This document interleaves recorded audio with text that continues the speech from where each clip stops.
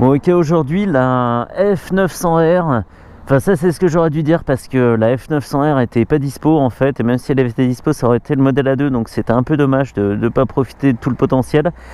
C'est du coup la F900XR, bon c'est le même moteur, hein, on retrouve un bicylindre qui fait 105 chevaux à 8500 tours par minute. C'est grosso modo les mêmes caractéristiques, hein. Elle fait 220 kg, elle est un petit peu plus lourde, je sais pas pourquoi je les compare d'ailleurs. On va prendre la F900XR comme elle est, elle a 15 litres et demi de réservoir, il y a deux disques de 320 à l'avant avec des étriers Brembo 4 pistons sur une fourche inversée. Il y a ce que j'ai bien aimé, c'est tout de suite, c'est la taille du silencieux. Il est de taille réduite parce qu'en fait la gamelle est en dessous, donc il y a l'échappement, une grosse gamelle et un petit silencieux, donc ça c'est pas mal, surtout avec la norme Euro 5 où il y a tendance à avoir des grosses cartouches énormes. Je pense évidemment à la GSX S1000 quand je dis ça, je sais pas pourquoi. Est-ce que je vais réussir à démarrer? Oh bah. Du coup celle-ci est à 11 000 € et juste au passage comme ça, puisque j'avais potassé les chiffres de la F900R, la F900R était à 8800, entre 8800 et 8900. Et ce qui est pas mal maintenant, c'est que le TFT est de série sur ces machines là, donc on n'a plus le combiné cristaux liquides aiguille pour les entrées de gamme et le TFT quand on rajoute un pack ou des options. Là je ne saurais pas dire ce qui est d'origine autre, ça je sais que c'est une option. Tout ce qui est poignée chauffante, appel de détresse, tout ça, je sais pas si c'est d'origine ou si c'est dans un pack. Faut toujours se méfier avec BM. Et le premier truc qui m'a vraiment beaucoup surpris et très agréablement, faut le dire, c'est sa manœuvrabilité à l'arrêt. Elle fait 220 kg effectivement, mais c'est une plume à manipuler, c'est dingue. On a l'impression de pousser un vélo. Et c'est percutant quoi comme impression, donc il fallait le souligner. La selle pour une voyageuse me paraît un peu dure pour l'instant, sachant que la moto est neuve, hein. Au doigt comme ça s'enfonce pas des masses, mais là j'ai l'impression de pas m'être enfoncé dans la selle quoi, et elle est assez étroite. On va voir ce que ça donne après, même si le meilleur moyen d'en juger évidemment c'est de voyager longtemps. Donc là je suis en carto dynamique pour avoir la meilleure réponse à la poignée, et en suspension road pour pas que ça me secoue trop les côtelettes, et la suspension est même réglée pour un seul pilote.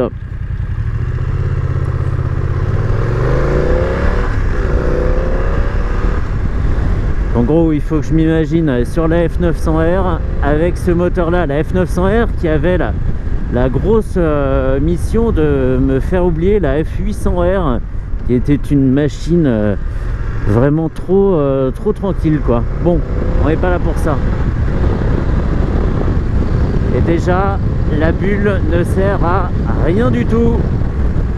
J'ai de la turbulence même sur le torse, et là elle est en position haute. On voit vraiment que le design a primé sur la fonction, et c'est bon, je veux pas que ça soit dommage, hein, c'est pas plus fatigant que sur d'autres motos avec une petite bulle. Et puis il en existe toujours en accessoire, mais quand même ça à prendre en compte. Il y aura sûrement de la fatigue due au remous et au bruit, le bruit que ça fait dans le casque. Je sais pas si ça s'entend, mais du coup ça fait plein de petites turbulences désagréables.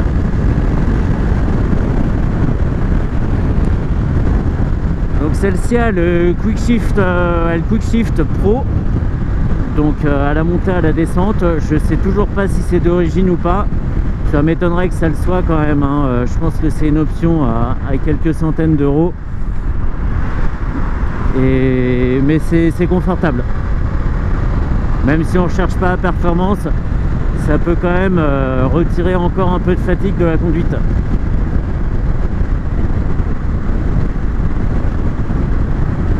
Donc Donc boîte 6 vitesses, rien à dire. Je vais juste essayer de faire changer l'affichage.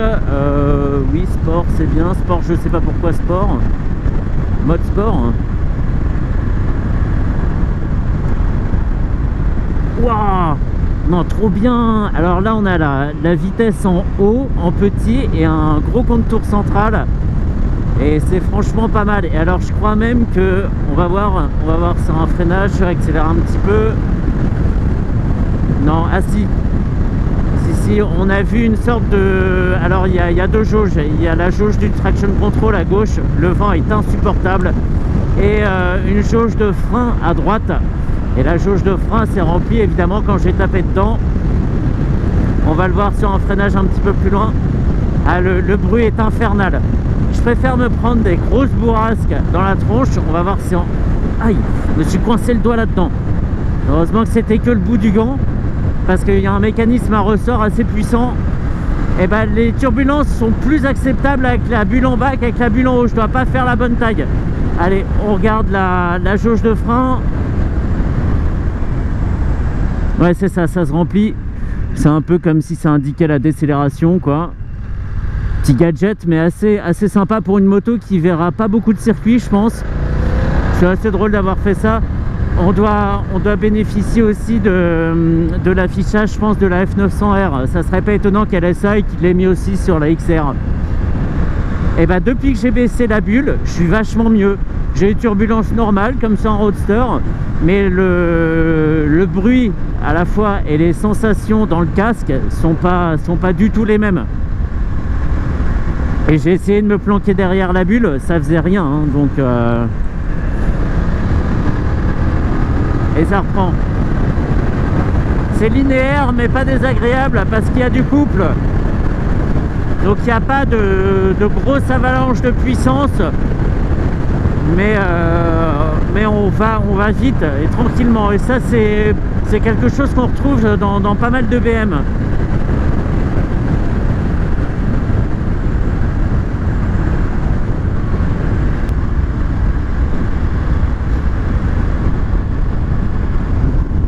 C'est une bonne machine qui est assez étroite entre les jambes. On voit que le réservoir est pas très large et c'est pas mal. On est assez haut, la selle doit être à 82 cm si je dis pas de bêtises. Je me corrige de toute façon si c'est le cas, ce serait pas la première fois. Et en fait on a une très bonne vision de la route et pourtant je touche parfaitement des pieds, hein. Il n'y a pas de souci. C'est marrant d'avoir réussi à obtenir ce résultat. Je regarde un peu la présentation là sous l'écran, on dirait un peu une zone oubliée, même si tout est gainé. Il y a un petit vide, quoi. Ce sera sûrement très chiant à nettoyer.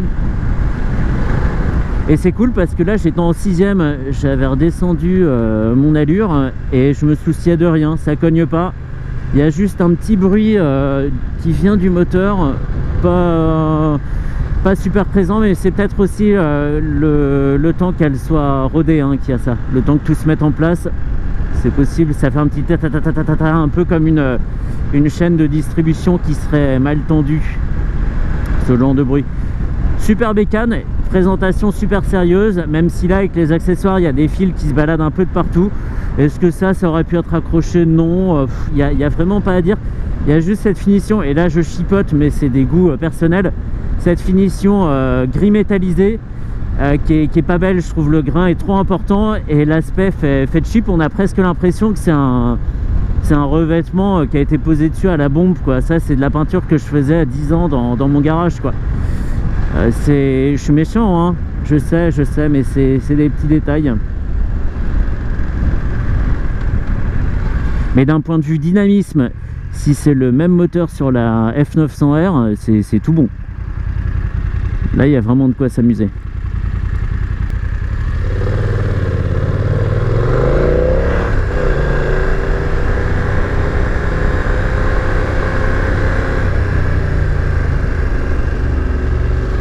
D'un point de vue guidage, c'est précis sans être fabuleux comme peuvent l'être d'autres motos BMW.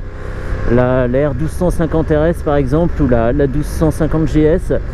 Mais c'est bien, c'est bien. Elle reste précise, mais j'aurais plus d'hésitation à lui faire changer de cap en courbe, par exemple, que sur d'autres motos. Et alors, puisque j'arrête pas de regarder dedans, je vais en parler. Les rétros sont d'une taille plutôt modeste sur une moto comme ça de série. C'est marrant, il me semble tout petit, on voit très bien dedans, il n'y a pas de souci. Et ils ont une bonne forme en plus parce que c'est futé. Ils ont une forme un peu plus grande comme ça sur le dessous. Je change de vitesse, tranquillou. Et ça permet de voir vraiment le bas de la route et un peu du haut. Mais en fait, la surface de vision est optimisée comme ça. C'est un petit détail, mais je trouve ça super marrant comme forme en fait. Ou alors ils sont pas droits, peut-être qu'ils sont censés être comme ça. Ah non, là c'est vraiment trop laid. Non, comme ça il claque. Allez, en 6ème à 3000 tours, il n'y a pas de problème. Le moteur devient un peu bruyant, mais il cogne pas, jamais, et il reprend de façon volontaire. Bonne moto. Donc là j'en profite évidemment pour remercier la concession Buy My Car de Maison Alfort et Vadim en particulier, le commercial, qui m'a dit qu'en leasing on était à un tout petit peu plus de 200 € par mois. Donc pour avoir une BM qui sera entretenue, enfin qui pourra bénéficier de l'entretien comme ça tranquillement, c'est pas si cher, plutôt que de débourser 11 000 €. C'est pas mal. Allez, à fond de poignée.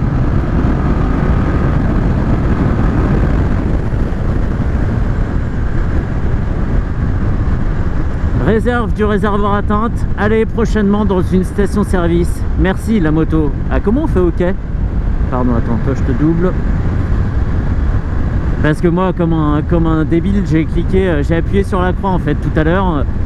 Sur une autre notification, et en fait l'écran n'étant pas tactile, ça n'a évidemment rien fait quoi. Bam. Est-ce qu'on se tente le régulateur de vitesse? Régulateur de vitesse, non. Ok, 7. Ah, là il est 7, et là on l'augmente avec une toute petite languette qui est juste à côté, et c'est bon. On se retrouve donc sans la main droite, et je vais essayer de me réfréner pour pas oh punaise, ces arbis, le guidage à la main gauche là. Wouhou. Je vais essayer de me réfréner un peu. Allez, arrête de faire l'andouille.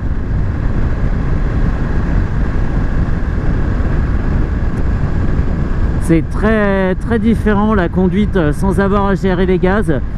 J'ai l'impression que je cherche beaucoup plus la précision de conduite, justement le placement de la moto, sans avoir à gérer le gaz, ce qui est peut-être complètement débile, mais et pas vrai. Mais en tout cas, c'est vrai que là, le voyage s'envisage, sauf avec cette bulle. Le confort de la selle, rien à dire finalement, hein. Elle est fine, mais le matériau accueille bien le postérieur, donc non, il n'y a pas de... Ça va, je ressens pas mon cul pointu là. Enfin voilà, un essai en impro comme ça. Je suis pas déçu d'avoir roulé avec, même si je m'étais mis dans l'optique de rouler plutôt en roadster, d'être un peu plus à l'attaque. Tu parles dans la mesure du raisonnable évidemment, mais là pas mauvais produit. C'est le mec qui veut peut-être pas une 850 GS pour pas avoir le look trail, la grande roue à l'avant, tout ça, et une routière. Une GT, voilà, une GT comme pourrait être une mini R1250 RS en fait. Hop. Et pour ça, elle est très bien. Elle est très très bien.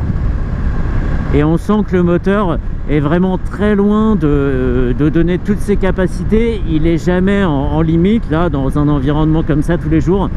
Et la moto se fatigue pas, quoi. Donc c'est chouette. Voilà ce qu'on pouvait dire sur cette moto. Qu'est-ce que j'essaie de... Non, rien, il y a un amortisseur de direction. Pas grand chose à dire en fait, hein. Elle est vraiment bien. Elle est bien.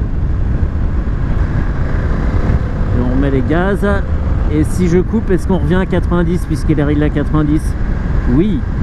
Oui. Bon bah c'est parfait. C'est parfait. Maintenant je vais le laisser en fait.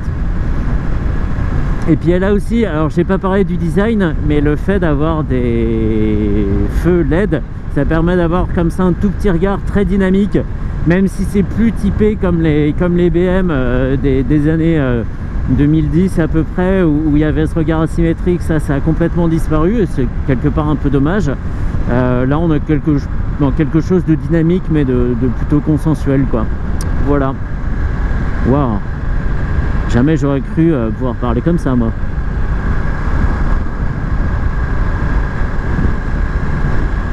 Trop bien. Bah, je vais prendre un bouquin, attendre d'arriver. Là, avec le régulateur, j'ai plus rien à faire. Et puis voilà, quoi, c'est chouette. Et j'ai toujours pas trouvé. Ah si, attends, je crois que je sais comment on fait. C'est tac. Non, c'est pas ça. Non. Non. Je devrais faire OK. Non, ça c'est le klaxon. Non, apparemment, bah, j'ai pas trouvé comment la notification partait, comment on l'enlevait. Tant pis.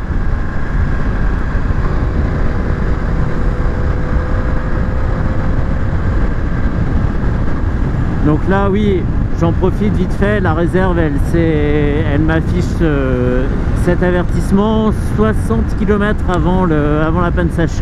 C'est plutôt confortable pour trouver une pompe à essence. Voilà, c'était tout.